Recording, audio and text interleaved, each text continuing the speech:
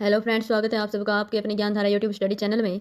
हम पढ़ रहे हैं संस्कृत व्याकरण और जिसका महत्वपूर्ण टॉपिक कारक प्रकरण है, जिसकी 2 क्लास हम पढ़ चुके हैं, जिसमें संपूर्ण कारक प्रकरण में आने वाली शब्दावली कहें या बार बार प्रयोग में आने वाले शब्द जिनका अध्ययन किया और प्रथमा विभक्ति के बारे में भी अध्ययन किया। और आज हम पढ़ेंगे कर्म कारक द्वितीया विभक्ति। समय को न गंवाते हुए चलो शुरू करते हैं कि कर्म कारक क्या है, किन किन सूत्रों का प्रयोग इसमें होगा, उन्हीं को देखते हैं। तो सबसे पहले यहाँ सूत्रों को 4 प्रकार से विभाजित करके मैंने आपको सरल तरीके से समझाया है और इन सूत्रों से भी सीधे प्रश्न एग्जाम में आजकल आते हैं, यानी कि ये सूत्र किस विभक्ति से संबंधित है, किस कारक से संबंधित है, इस प्रकार के प्रश्न भी पूछ लिए जाते हैं। और सूत्रों को तो हमें वैसे ही याद करना है, सूत्र याद होंगे तभी हम कारकों को समझ सकते हैं कि इस सूत्र की वजह से, इसकी वजह से यहाँ ये विभक्ति आई है, तो ये हमें याद करना है। तो 4 प्रकार से यहाँ विभाजन दिया हुआ है। सबसे पहले संज्ञा विधायक सूत्र हैं, जिनमें विभक्ति संज्ञा विधायक सूत्र कर्मणी द्वितीया, इसकी पहचान मैंने आपको बताई थी। कर्मणी द्वितीया यानी विभक्ति संज्ञा विधायक सूत्र पूछे तो कर्मणी द्वितीया यानी विभक्ति का नाम उनके साथ में होगा। दूसरा, कारक संज्ञा विधायक सूत्र पूछे तो उस सूत्र के साथ में कारक का नाम होगा, जैसे कर्तुरिप्सित तमम कर्म, तो यहाँ कर्म संज्ञा विधायक सूत्र ये है। ये पहचान आप याद रखना, यहाँ से लगभग एग्जाम में प्रश्न पूछा जाता है। और एक है कर्म संज्ञा विधायक सूत्र ही ये है कि अकथितम च, अकथितम यानी न कहा गया कर्म, उसकी वजह से ये 16 जो धातुएं इसमें आती है उनको आगे विस्तार से पढ़ेंगे। इनकी वजह से कर्म कारक इसमें हो जाता है, द्वितीय विभक्ति हो जाती है, वरना इसमें द्वितीय विभक्ति नहीं होती। लेकिन इन धातुओं की वजह से, अकथितम च सूत्र की वजह से द्वितीय विभक्ति हो जाती है। आगे है उपसर्ग युक्त कर्म संज्ञक धातुएं, यानी उपसर्ग युक्त कुछ धातुएं हैं, उनके आगे उपसर्ग जुड़ जाने पर वो उन धातुओं की वजह से वाक्य में कर्म में क्या हो जाती है, द्वितीया हो जाती है। यानी उपसर्ग युक्त ये धातुएं हैं और उन धातुओं का प्रयोग जिस वाक्य में हो रहा है तो उस वाक्य के कर्म में द्वितीय विभक्ति हो जाती है। तो कौन कौन सी है? अधि सींग स्था आसाम कर्म। अधि उपसर्ग सी स्था और आस धातु के आगे जुड़ जाता है तो वहाँ द्वितीय विभक्ति होगी। दूसरा है अभि नी विष च, यानी अभि और नी दोनों साथ में उपसर्ग और विष धातु के आगे जुड़ जाते हैं तो वहाँ अभि नी विष, विष्टि या वाक्य के अनुसार आगे पढ़ेंगे तो वहाँ द्वितीय विभक्ति हो जाती है। अगला है उपान वध्यांग वस, इसका संधि विच्छेद करते हुए पढ़ेंगे। उप अनु अधि आंग वस, वस धातु से आगे ये 4 उपसर्ग जुड़ जाते हैं, अलग अलग, यहाँ दोनों साथ में नहीं है चारों, अभि और नी ये दोनों साथ में होना जरूरी है। और उपान वध्यांग ये अलग अलग उपसर्ग यदि वस धातु के आगे जुड़ते हैं, उपवस्ती, अनुवस्ती, अधिवस्ती, आवस्ती, इस प्रकार अगर धातु का प्रयोग वाक्य में होता है तो उस वाक्य के कर्म में द्वितीय विभक्ति हो जाती है। एक है यहाँ अपवाद है, जो सूत्र है वार्तिक है। वार्तिक क्या होती है कि महर्षि पाणिनि ने जब संस्कृत व्याकरण की रचना की थी तो उसमें कुछ त्रुटियाँ, कुछ बातें जो रह गई थी उनको सुधारने के लिए उनके लिए अलग से कुछ नियम वार्तिक कार्य वर रुचि हुए पाणिनि के बाद में उन्होंने जोड़ दी। तो उनके द्वारा जो सूत्र बनाए गए थे उनको क्या कहते हैं? वार्तिक कहते हैं। तो उपवस धातु है, इसका 2 अर्थ बनता है, एक तो उपवस रहने के अर्थ में और एक उपवास करने के अर्थ में। अब अभुक्त अर्थस्य, अभुक्ति अर्थस्य न, यानी भोजन न करना के अर्थ में। भोजन हम कब नहीं करते? जब हमारा उपवास होता है। तो उपवस धातु अगर उपवास अर्थ में है तो वहाँ द्वितीय विभक्ति नहीं होगी। ये इस सूत्र का अपवाद यहाँ हो गया, क्योंकि यहाँ ये सूत्र कहता है कि उपवस धातु के योग में द्वितीय विभक्ति होती है, लेकिन इसके 2 अर्थ बनते हैं। अगर उपवास अर्थ में है तो वहाँ द्वितीय विभक्ति नहीं होगी, ये याद रखना है। अगला है द्वितीय उपपद विभक्ति। एक तो हो गया संज्ञा विधायक सूत्र, दूसरा उपसर्ग से युक्त धातुएं, तीसरा उपपद विभक्ति, यानी कुछ ऐसे उपपद यानी शब्द हैं जो वाक्य में आ जाते हैं तो उन शब्दों की वजह से द्वितीय विभक्ति वहाँ हो जाती है। तो अभितः परितः समय निक्साहा प्रतियोगे एक सूत्र है। उब सर्वतसो कार्यादिकु पर्यादिषु त्रिषु द्वितीय आम्रेडितान्तेषु क्रिया विशेषणताम कर्मत्व अंतरा अंतरेण युक्ते कालाध्वनो अत्यंत संयोगे। इनको हम आगे विस्तार से पढ़ेंगे समझते हुए, यहाँ मैं आपको सार रूप में बता रही हूँ। अन्य सूत्र हैं, कुछ ऐसे अन्य सूत्र हैं जिनकी वजह से द्वितीय विभक्ति का प्रयोग वहाँ होता है, लेकिन उनमें किसी दूसरी विभक्ति का प्रयोग भी होता है।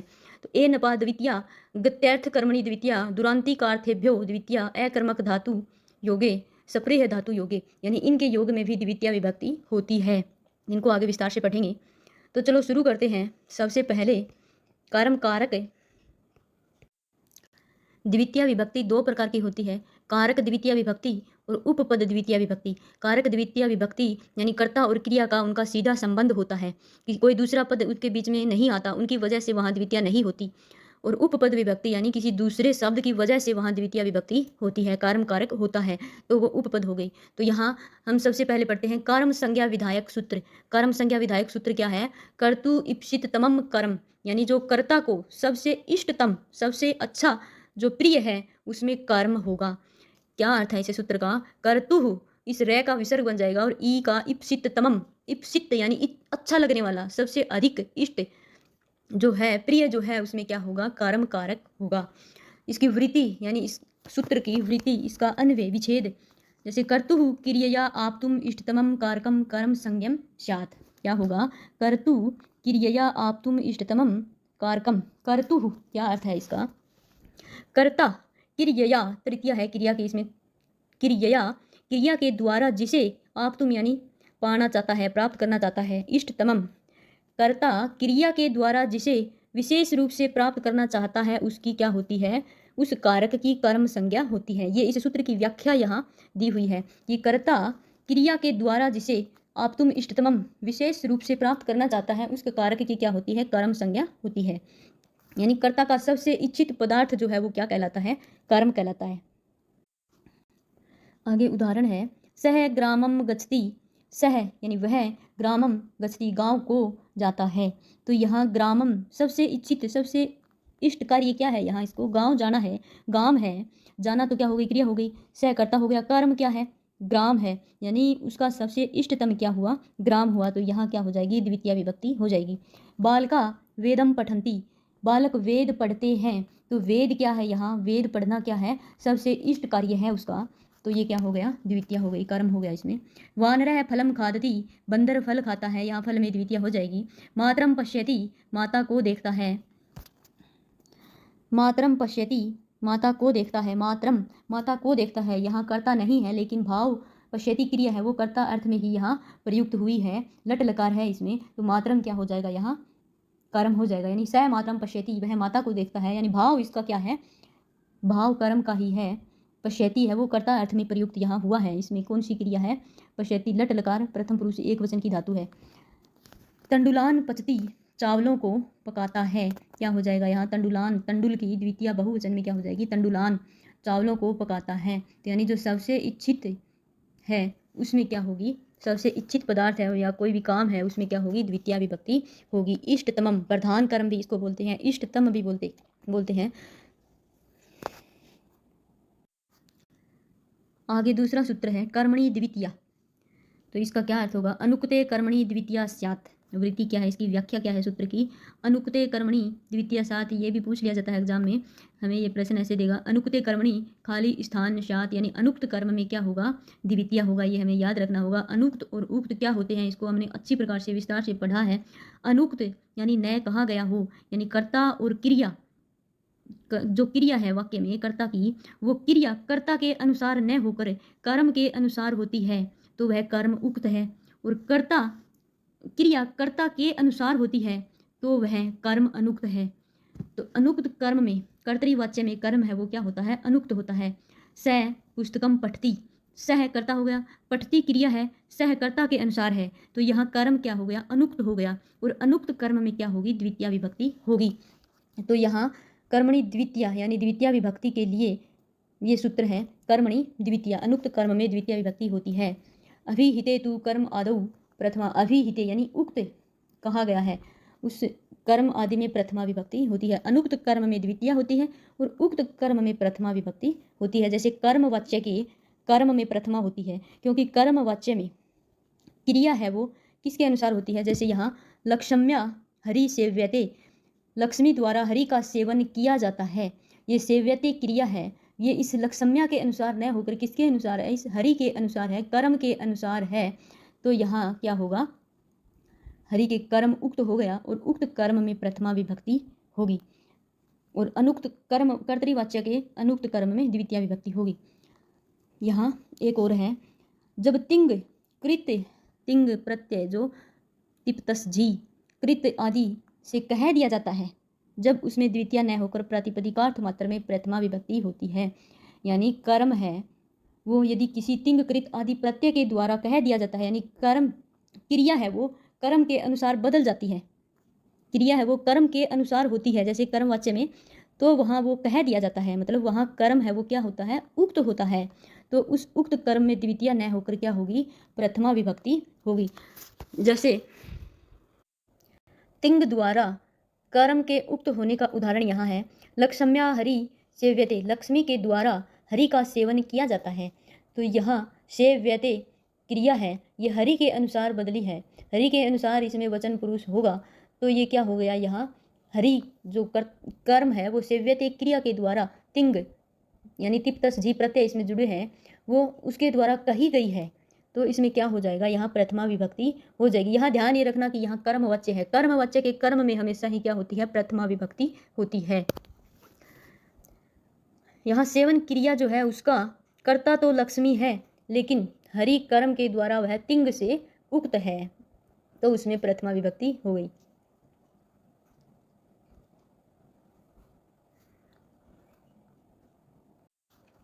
एक है कृत्य द्वारा कर्म के उक्त होने का उदाहरण, जैसे लक्ष्म्या सेवितो हरि, लक्ष्मी द्वारा सेवन किया गया हरि, कृत प्रत्यय यहाँ जुड़ गया है इसमें सेव धातु में, तो यानी यह कर्म है वो इसके द्वारा कहा गया है, सेवन क्रिया द्वारा इप्सित तम हरि है। यहाँ इप्सित क्या है, यहाँ हरि है, लेकिन वह कर्म सेविता में कत प्रत्यय द्वारा उक्त है, यानी कोई प्रत्यय जुड़ जाए या फिर कर्म वाच्य या फिर समास, यहाँ कोई समास जुड़ जाए तो उसमें क्या होगा, प्रथमा विभक्ति तिंग द्वारा, करित द्वारा, समास द्वारा और तद्दित प्रत्यय, कृत या तद्दित कौन से भी प्रत्यय हो, ये इसके द्वारा यदि कर्म है वो कह दिया जाता है, उक्त होता है, तो उसमें कौन सी विभक्ति होगी, प्रथमा विभक्ति होगी। यहाँ इस लफड़े में ज़्यादा आपको नहीं पढ़ना है, मैं वैसे ही बता रही हूँ। यदि इनका प्रयोग वाक्य में हो जाता है, वहाँ कर्म उक्त हो जाता है और उक्त कर्म में प्रथमा विभक्ति होती है। आगे एक उदाहरण यहाँ तद्वत द्वारा कर्म के उक्त होने का, यानी तद्दित प्रत्यय, कृत प्रत्यय, तद्दित प्रत्यय, समास या फिर तिंग जो प्रत्यय होते हैं धातुओं के पीछे पठती पड़ता ठंती वो बनाते हैं, वो तिंग प्रत्यय होते हैं। तिप तस जी ऐसे होते हैं, वो 21 प्रत्यय होते हैं, 18 प्रत्यय होते हैं, तिंग प्रत्यय 21 सुप प्रत्यय होते हैं। तो सतेन क्रीत सत्या अश्व, यहाँ सत्य यानी सो से खरीदा हुआ, खरीदना क्रिया का कर्म है, सत्य है वो खरीदना क्रिया का क्या है, क्रीत यानी खरीदना, सत्य अश्व, अश्व यानी घोड़ा, सो से खरीदा हुआ, तो सत्य क्या है, यहाँ कर्म है, लेकिन ये जो सत्य है वो तद्दित प्रत्यय यत के द्वारा कह दिया गया है, तो वो क्या हो जाएगा, यहाँ उक्त हो गया, तो कौन सी विभक्ति होगी, यहाँ प्रथमा विभक्ति होगी इसमें। आगे है समास द्वारा उक्त होने का उदाहरण, प्राप्तानंद यम स प्राप्तानंदो जना, यानी जिसको आनंद प्राप्त हो गया हो वह मनुष्य, तो यहाँ बहुव्रीहि समास के द्वारा कह दिया गया है, तो यहाँ कौन सी विभक्ति हो जाएगी, प्रथमा विभक्ति हो जाएगी, न कि द्वितीय विभक्ति। तो यहाँ हमने 2 सूत्र पढ़े हैं, कौन कौन से, कर्तुर इप्सिततमम कर्म जो कर्म संज्ञा विधायक सूत्र है, जिसकी वजह से इष्टतम यानी कर्ता का जो सबसे इष्टतम है उसमें कर्म संज्ञा होगी, द्वितीय विभक्ति होगी। दूसरा हमने पढ़ा कर्मणि द्वितीय, यानी अनुक्त कर्म में द्वितीय विभक्ति होती है, जैसे कर्तृवाच्य के कर्म में द्वितीय विभक्ति होती है, कर्म है वो वहाँ अनुक्त होता है, क्योंकि क्रिया है वो किसके अनुसार बदलती है, कर्ता के अनुसार बदलती है, तो कर्म क्या हो जाता है, अनुक्त, और कर्ता है वो उक्त। यहाँ तक पहुँचने के लिए पहले वाले वीडियो देखना है वो बहुत ज़रूरी है, यानी ये जो शब्दावली है वो वहाँ हमें समझ जाएंगे। तो अगला और सबसे महत्वपूर्ण सूत्र है यहाँ अकथितम च, अपादान आदि विशेषे अविवक्षितम कारकम कर्म संज्ञा स्यात्, अपादान आदि, यहाँ द्वितीय विभक्ति हम पढ़ रहे हैं, लेकिन ये अपादान यहाँ कहाँ से आ गया, क्या पढ़ रहे हैं हम, द्वितीय विभक्ति पढ़ रहे हैं, लेकिन अपादान आदि विशेषे अविवक्षितम कारकम कर्म संज्ञा स्यात्, क्या अर्थ होता है कि जब किसी कारक की अपादान आदि विशेष संज्ञा न कहनी हो तो उसकी भी क्या हो जाती है, यहाँ कर्म संज्ञा हो जाती है। क्या अर्थ है इसका कि अकथितम च में 16 धातुएं हैं, उनको हमें रटना होगा, अगर वो 16 धातु वाक्य में आती है तो वहाँ और कोई विभक्ति न होकर सिर्फ और सिर्फ कौन सी विभक्ति होगी, द्वितीय विभक्ति होगी, यानी मूल रूप से वहाँ अन्य विभक्ति होती है लेकिन होनी चाहिए, लेकिन उन 16 धातुओं की वजह से वहाँ वो विभक्ति न होकर उनकी अविवक्षा करके द्वितीय विभक्ति को वहाँ लाना होगा। इसलिए अपादान आदि विशेषे अविवक्षितम कारकम कर्म संज्ञा शात, यहाँ ये प्रश्न भी कई बार एग्जाम में पूछ लिया जाता है। अपादान आदि विशेषे अविवक्षितम कारकम, यहाँ खाली स्थान दे देंगे, क्या होगा? या फिर अपादान आदि विशेषे विवक्षित होगा या अविवक्षित होगा, यहाँ भी खाली स्थान दिया जा सकता है। तो ये वृत्ति भी हमें याद होनी चाहिए। अपादान आदि विशेषे अविवक्षितम कारकम कर्म संज्ञा शात, यहाँ जरूरी नहीं आप इनको शब्द से संस्कृत में ही रटो, इसका हिंदी अनुवाद यदि हमें ध्यान में है तो हम आसानी से कर सकते हैं। अकथितम च, अगर सूत्र समझेंगे तो उसका अर्थ हमें अपने आप याद हो जाएगा। तो अविवक्षित, अविवक्षित का अर्थ क्या है यहाँ? अनिप्सित यानी गौण कर्म, अप्रधान, अकथित, ये सभी नाम भी यहाँ लिए जा सकते हैं। अविवक्षित, अनिप्सित, गौण कर्म, अप्रधान, अकथित, अकथित ये सूत्र में दिया हुआ है। तो यानी ये शब्द एक ही शब्द के हैं, ये पर्यायवाची। और कथित, प्रधान कर्म, प्रधान कर्म में द्वितीय है वो किस सूत्र की वजह से होगी? कर्तुर इप्सिततमम कर्म की वजह से होगी। और जो अप्रधान कर्म है, गौण कर्म है, यानी दो कर्म भी वाक्य में आ जाते हैं, तो अप्रधान कर्म है वो इस सूत्र की वजह से उसमें द्वितीय विभक्ति आएगी। तो वो 16 धातुएं हैं जिनको क्या बोलते हैं? द्विकर्मक धातु भी बोलते हैं। द्विकर्मक धातु उनको क्यों बोलते हैं?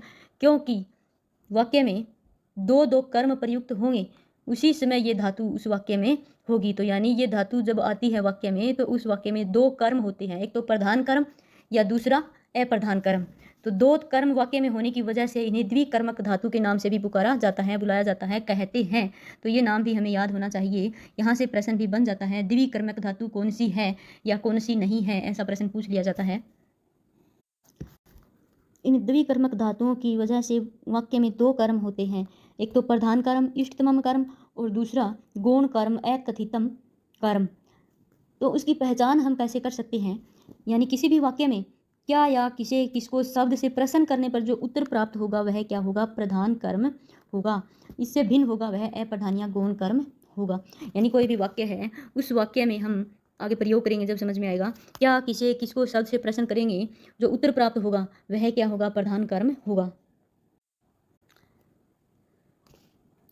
वो द्विकर्मक 16 धातुएं कौन कौन सी है? दूह, दूहना, याच, पच्छ, दंड, रुद्ध, प्रच्छ, ची, ब्रू, ये आगे पीछे हो गया, ची, ब्रू, सास, जी, मथ, मुस, नी, हरि, कृष, वह, ये 16 धातुएं हैं जिनको हमें याद करना होगा। दूह, याच, पच्छ, दंड, रुद्र, प्रच्छ, ची, ब्रू, सास, मथ, मुस, नी, हरि, कृष, वह, ऐसे हमें ये याद होनी चाहिए। तो ये 16 धातुएं हैं और इनका अर्थ यहाँ दिया गया है साथ में। तो इन धातुओं का वाक्य में प्रयोग करते हुए एक एक का अध्ययन हम यहाँ करेंगे। यहाँ दूह है, दूह धातु है, द्विकर्मक धातु है। गोपय, गाम, पय, दोग्धी, गोपय यानी गवाला, गाय से दूध दूहता है। तो यहाँ प्रधान कर्म कौन सा है और अप्रधान कर्म कौन सा है वो हमें देखना है।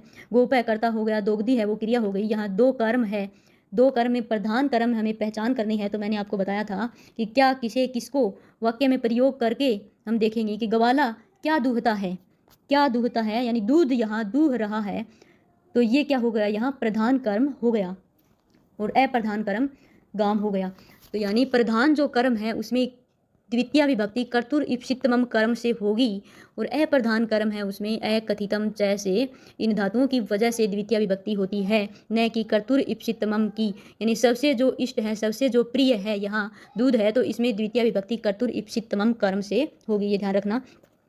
तो यहाँ गोपय, गाम, पय, दोग्धी यानी गवाला गाय से दूध निकालता है तो वो अलग होगा। अलग होने के योग में कौन सी विभक्ति होती है? पंचमी होती है, लेकिन यहाँ द्वितीय हुई इस दूह की वजह से। तो यानी अपादान की यहाँ क्या हो गई? अविवक्षा हो गई। अपादान की अविवक्षा में यहाँ कर्म हो गया। तो सबसे पहले हमने पढ़ा था कि अपादान आदि विशेषे अविवक्षितम, यानी अपादान आदि कारकों की अविवक्षा में कर्म यहाँ होगा। दूसरा है याच धातु, याच या भिक्ष, यानी यहाँ आकार की महत्ता नहीं है, यहाँ अर्थ की महत्ता है। इनके समानार्थक समान अर्थ वाली अन्य धातुएं हैं उनमें भी क्या होगा? द्वितीय ही होगी। जैसे याच में मांगना होता है, भिक्ष मानी भी मांगना ही होता है। तो यहाँ बलिम याचते वसुधाम, बलि से पृथ्वी मांगता है। तो वसुधाम एक ये कर्म हो गया और एक ये कर्म। यहाँ प्रधान और अप्रधान कर्म कौन सा है? तो यानी क्या मांगता है, क्रिया के साथ हम क्या का प्रयोग या किसे या किसको का प्रयोग करेंगे तो हमें पता लग जाएगा कि प्रधान कर्म है वो कौन सा है। कि याचते वसुधाम, पृथ्वी मांगता है, यानी क्या मांगता है, तो क्या की जगह जो आएगा वो क्या होगा, प्रधान कर्म होगा। तो यहाँ वसुधा है वो प्रधान कर्म है और बलि है वो अप्रधान कर्म है। एकथितम चय की वजह से इसमें द्वितीय होगी। और यहाँ वसुधाम में कर्तुर इप्सित तमम, यानी सबसे जो प्रिय है, इष्ट है, उस सूत्र की वजह से यहाँ द्वितीय हुई है। और यहाँ अविवक्षा, वसुधा मांगता है मतलब उससे अलग करता है, तो यहाँ अपादान की अविवक्षा हुई है, अपादानत्वम अविवक्षा। तो इस प्रकार अगर अशुद्धि संशोधन भी आता है तो यहाँ हमें ये ध्यान रखने योग्य बातें हैं, याद करनी होगी। इन 16 धातुओं को तो हमें रटना ही होगा। आगे है सह तंडुलान ओदनम पचती। सह वह चावलों से भात पकाता है। तंडुल है वो कच्चे चावल और ओदन है वो पके चावल होते हैं। सह तंडुलान ओदनम पचती, वह चावलों से भात पकाता है। वह क्या पकाता है? ओदन, ओदन है वो तो क्या हो गया यहाँ प्रधान कर्म हो गया, और तंडुल है वो अप्रधान कर्म हो गया। क्या यानी चावल पकाता है, ओदन पकाता है। से द्वारा, से द्वारा के योग में तृतीय विभक्ति होती है, कर्ण होता है, तो उसकी अविवक्षा यहाँ हुई है, कर्णत्व की अविवक्षा में। इसी प्रकार गर्गान शतम दंडयति, गर्गों को 100 रुपये दंड देता है। तो क्या देता है? 100 रुपये। क्या देता है? 100 रुपये। तो ये क्या हो गया? प्रधान कर्म हो गया। और गर्गान है वो अकथितम यानी अप्रधान कर्म हो गया। देना अलग होने के योग में यहाँ है, तो यहाँ अपादान की अविवक्षा हुई है। उसी प्रकार रुद्र धातु के योग में वज्रम गाम अवरुणति, गाय को बाड़े में रोकता है। अवरुण, रुद्र यानी रोकना, तो किसको रोकता है? गाय को। तो गाय क्या हो गई? प्रधान कर्म यहाँ हो गया, जो कर्तुरीप्सितमम कर्म की वजह से आता है। में पर के योग में क्या होता है? अधिकरण होता है, तो यहाँ अधिकरण की अविवक्षा हुई है। इसी प्रकार प्रच्छ, ची, ब्रू, इनको आप देख लेना, ऐसे ही होंगे प्रधान कर्म और अप्रधान कर्म। सास, जी, मथ, मुस, देवदत्तम सतम मुषणाति, मुषणाति यानी चोरना, देवदत्त के 100 रुपये चुराता है। तो यहाँ क्या चुराता है? 100 रुपये चुराता है। शतम क्या हो गया? प्रधान कर्म, और अप्रधान कर्म हो गया देवदत्त। अलग होने के योग में फिर यहाँ अपादान की अविवक्षा हुई है। नी, हरि, कृष यानी खींचना, हरि हरना, नी ले जाना। अधिकरण की यहाँ गांव में, ग्रामम अजाम नयति, गांव में बकरी को ले जाता है। ग्रामम अजाम हरति, गांव में बकरी को हरता है। ग्रामम अजाम कर्षति, गांव में बकरी को खींचता है। मतलब कोई भी वाक्य यहाँ आप बना सकते हो। तो यहाँ में पर के योग में कौन सी व्यक्ति होती है? अधिकरण होती है। तो यहाँ किसकी अविवक्षा हुई है? अधिकरण की अविवक्षा में यहाँ कर्म कारक हुआ है। एक और धातु वह यानी ढोना। ग्रामम भारम वहती, गांव में भार ढोता है। क्या ढोता है? भार ढोता है। तो प्रधान कर्म हो गया भार, और अप्रधान कर्म हो गया ग्रामम, यानी वह गांव में भार ढोता है। तो यहाँ भार में हो गई कर्तुरीप्सितमम कर्म से द्वितीय, और ग्रामम में हो गई अकथितम जैसे। तो कर्म कारक के 3 सूत्र हमने पढ़े, कौन कौन से? सबसे पहले कर्तुरीप्सितमम कर्म, यानी कर्म में सबसे इष्टतम, जो कर्ता का जो सबसे इष्टतम कारक है, उसमें क्या होगी? कर्म होगी, द्वितीय विभक्ति होगी। दूसरा कर्मणि द्वितीय, यानी अनुक्त कर्म में द्वितीय विभक्ति होती है। और तीसरा अकथितम च, यानी 16 धातुएं हैं, द्विकर्मक धातु है, अगर उन धातुओं का प्रयोग वाक्य में होता है तो वहाँ द्वितीय विभक्ति होगी। तो आगे हम पढ़ रहे हैं उपसर्ग युक्त कर्म संज्ञक धातु, यानी कुछ धातुएं ऐसी हैं जिनके आगे वो उपसर्ग जुड़ जाते हैं, तो उनकी वजह से द्वितीय विभक्ति हो जाती है। तो सबसे पहले 1 नंबर पर कौन सा है? अधि सिंह स्था आसाम कर्म, ये सूत्र है। अधि पुराणाम एसाम आधार कर्म स्यात्। क्या अर्थ होगा इसका? अधि उपसर्ग पूर्वक, यानी अधि उपसर्ग जो है उसके आगे सी, स्था और आस धातु यदि है तो उनके आधार की क्या होगी? कर्म संज्ञा होगी। सी, स्था, आस, इन धातुओं में सप्तमी विभक्ति होनी चाहिए, आधार होना चाहिए, अधिकरण होना चाहिए। लेकिन इनके आगे यदि अधि उपसर्ग जुड़ जाता है तो उनके आधार की क्या हो जाएगी? कर्म संज्ञा हो जाएगी, यानी उनके जो कर्म में है द्वितीय विभक्ति हो जाएगी। क्या होगा? अधि उपसर्ग पूर्वक, यानी सी, स्था और आस धातुओं के आगे यदि अधि जुड़ जाता है, जैसे ब्रह्मचारी काष्ठ पीठम अधि सेते, यानी ब्रह्मचारी काष्ठ पीठ पर सोते हैं। सी यानी सोना, स्था यानी बैठना। तो यहाँ काष्ठ पीठम कर्म है, इस कर्म में क्या होगी? पर के योग में यहाँ क्या होना था, आधार यानी अधिकरण होना था, लेकिन अधिकरण न होकर यहाँ क्या होगा, द्वितीय विभक्ति होगी। क्यों होगी, क्योंकि सी धातु के आगे अधि उपसर्ग है और उसका प्रयोग इस वाक्य में हो गया, तो क्या हो जाएगा, इसके कर्म में द्वितीय विभक्ति हो जाएगी। यानी ब्रह्मचारी काष्ठ पीठम अधिशेते, यानी आधार की कर्म संज्ञा अधिपूर्वाणाम एसाम आधार है, क्या दिया है यहाँ, कर्म स्यात्, यानी अधि उपसर्ग पूर्वक इन धातुओं की आधार की क्या हो जाएगी, कर्म संज्ञा हो जाएगी। राजा सिंहासनम अध्यास्ते, राजा सिंहासन पर बैठता है, तो अधि आस धातु यहाँ आई है, इसके योग में सिंहासन में पर के योग में अधिकरण होना चाहिए था, यहाँ सप्तमी विभक्ति होनी चाहिए थी, लेकिन अधि आस धातु यहाँ है, तो इसमें कौन सी विभक्ति हो जाएगी, द्वितीय विभक्ति हो जाएगी। उसी प्रकार हरि वैकुंठम अधितिष्ठति, हरि वैकुंठ में रहते हैं, तो यहाँ अधितिष्ठ स्था का तिष्ठ में रूप चलता है, तो क्या हो जाएगा, द्वितीय विभक्ति यहाँ हो जाएगी। इसके कर्म की क्या हो, आधार की क्या हो जाएगी, कर्म संज्ञा हो जाएगी। उपसर्ग युक्त दूसरा सूत्र है, एक क्या हो गया, अधिसिंस्था आसाम कर्म, दूसरा है अभिनिविशश्चय, अभिनि एतत् संघात पूर्वस्य विस्ते आधार है कर्म स्यात्, एतत् संघात क्या होगा यहाँ अर्थ, अभि और नी दोनों उपसर्ग यानी एतत् संघात, संघ यानी इकट्ठे, ये दोनों साथ में विष धातु के पूर्व यदि आते हैं तो उनके आधार की भी क्या होगी, कर्म संज्ञा होगी। विष ते आधार है, यानी उनके आधार की भी क्या हो जाएगी, कर्म संज्ञा यहाँ हो जाएगी। जैसे अभि और नी उपसर्ग सूत्र है, सन्मार्गम अभिनिविशी निविशन्ते संत है, यानी सज्जन सन्मार्ग में दृढ़ता से लग जाते हैं, तो सन्मार्ग यहाँ कर्म है, तो मे के योग में कौन सी विभक्ति होनी चाहिए थी, आधार यानी सप्तमी होनी चाहिए थी, लेकिन अभी नी विष के योग में यहाँ कौन सी विभक्ति हो गई, द्वितीय विभक्ति हो गई। और ये द्वितीय विभक्ति होती कहाँ है, ये हमें ध्यान रखना है कि ये कर्म में होती है, कहाँ होती है, यहाँ कर्म में होती है।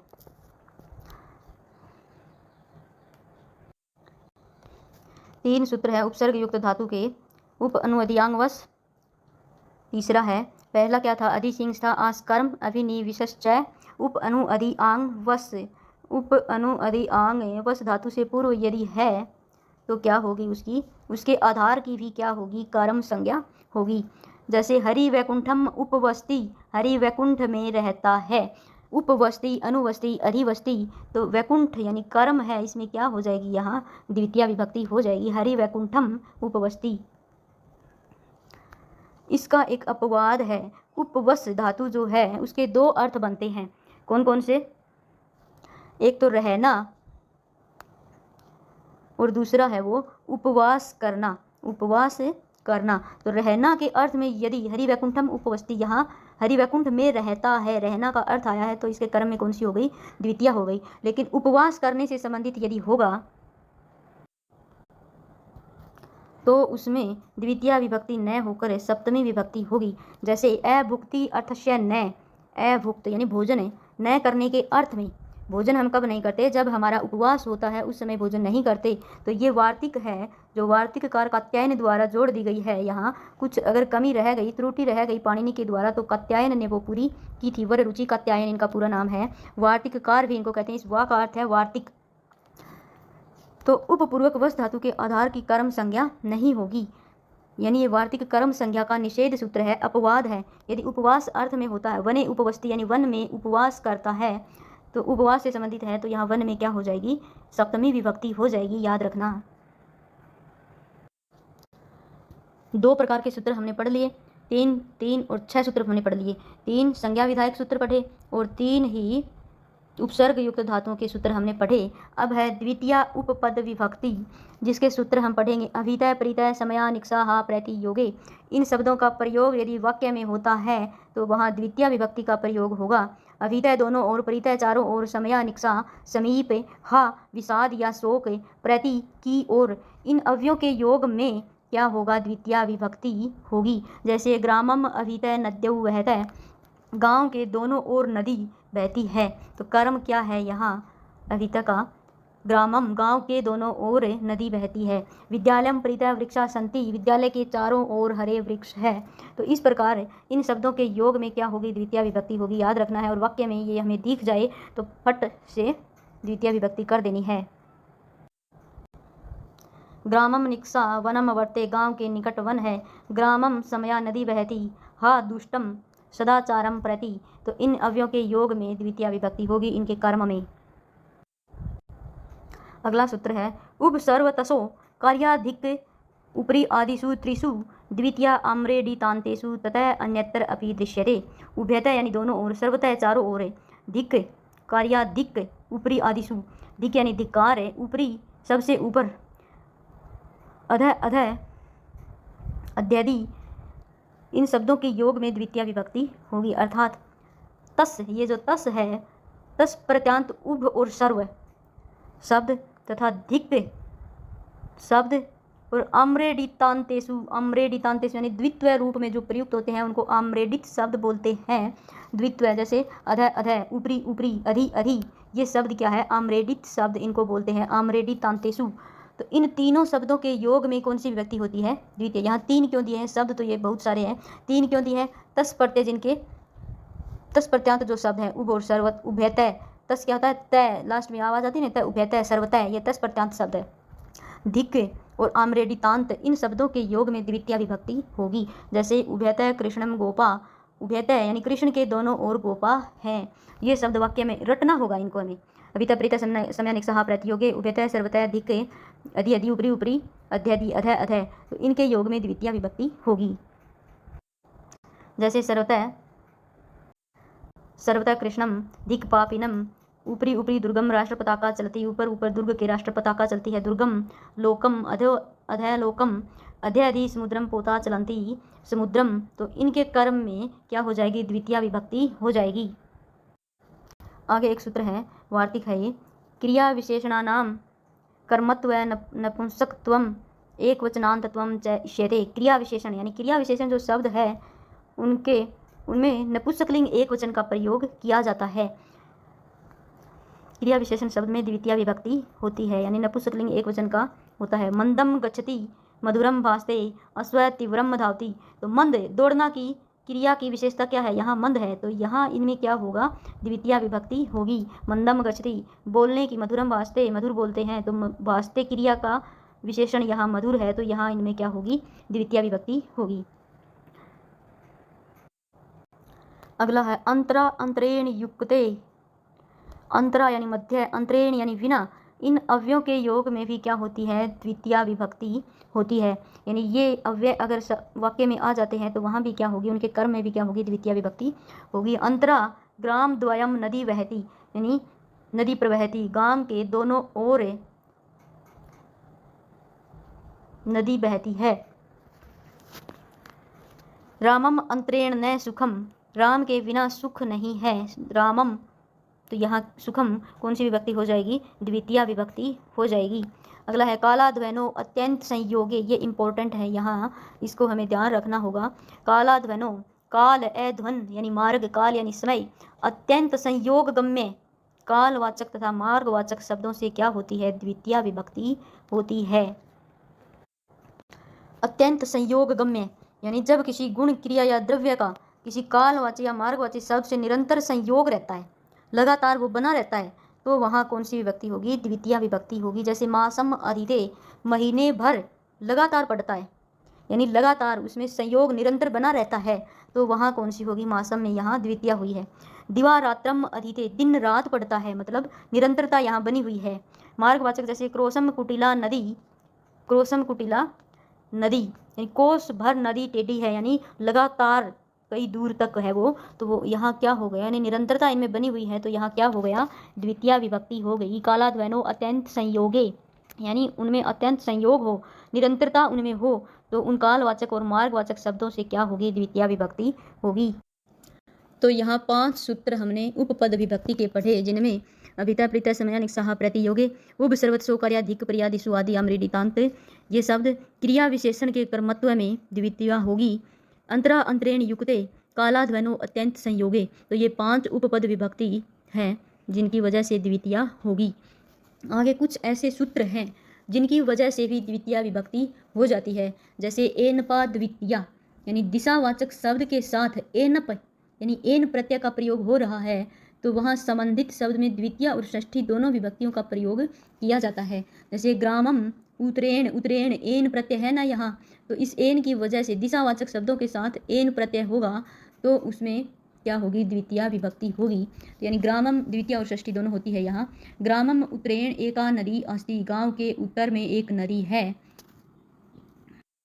इसी प्रकार गति अर्थक धातु, गति अर्थक धातु के योग में द्वितीया और चतुर्थी दोनों विभक्ति होती है, लेकिन इन दोनों में एक अंतर है।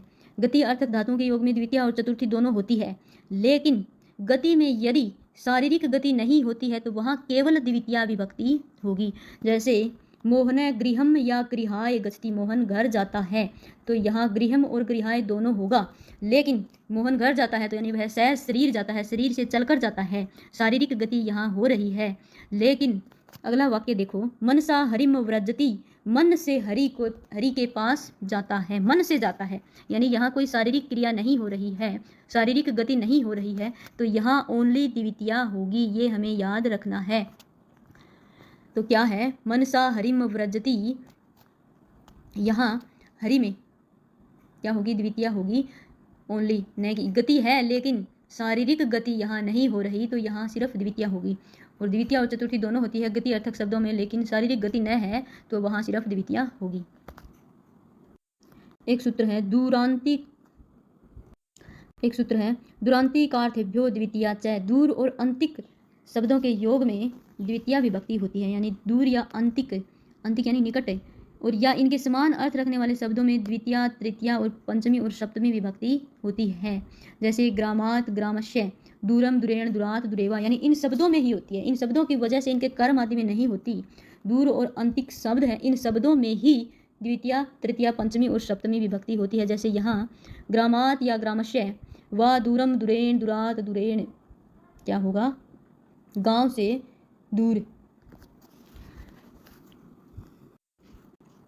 एक वार्तिक और है, अकर्मक धातु भी योगे देश कालो भावो गंतव्यो अध्वा च कर्म संज्ञक इति वाच्यम, यानी किसी वाक्य में अकर्मक क्रिया का प्रयोग हो रहा है, यानी कर्म नहीं है वहाँ, तो उसके साथ प्रयुक्त होने वाले देशवाचक, कालवाचक, भाववाचक और गंतव्यवाचक शब्द में द्वितीया विभक्ति होती है। जैसे सह कुरुन स्वपिति, वह कुरु देश में सोता है, तो इसमें कुरुन देशवाचक शब्द है, इसमें द्वितीया विभक्ति यहाँ हो गई, यानी यहाँ कर्म नहीं है, अकर्मक धातु है। तो इन शब्दों में देशवाचक, कालवाचक, भाववाचक या गंतव्यवाचक शब्दों में द्वितीया विभक्ति होती है। द्वितीया विभक्ति का अंतिम और लास्ट सूत्र है, सप्रीह धातु के योग में द्वितीया और चतुर्थी विभक्ति होती है। पुष्पाणि सप्रीह यदि, पुष्पेभ्यः सप्रीह यदि, तो इस प्रकार द्वितीया विभक्ति कर्म कारक, जिसके सभी सूत्र हमने अच्छी प्रकार से विभाजन करके पढ़ लिया है, जिनमें कर्मणि द्वितीया, कर्तुर इप्सितम कर्म, अकथितम च, ये 3 संज्ञा विधायक सूत्र। दूसरे उपसर्ग युक्त कर्म संज्ञक धातुएं, यानी अधिशिंस्था, अस्करम, अभिनिविशश्च, उपानवद्यांगवश। तीसरा उपपद विभक्ति, अभिता, परिता, समयानिक, सहा, उप, सर्वतः, अधिक, अधि, अधि, ऊपरी, ऊपरी, क्रिया विशेषण अंतरा अंतरेण अव्यय के युक्त में कालवाचक और मार्गवाचक शब्दों के योग में उपपद विभक्ति होती है। फिर कुछ अन्य सूत्र हैं जिनमें भी द्वितीया विभक्ति का प्रयोग होता है। द्वितीया के अलावा इनमें कुछ अन्य विभक्तियों का भी प्रयोग होता है, तो इनको अलग से रख दिया।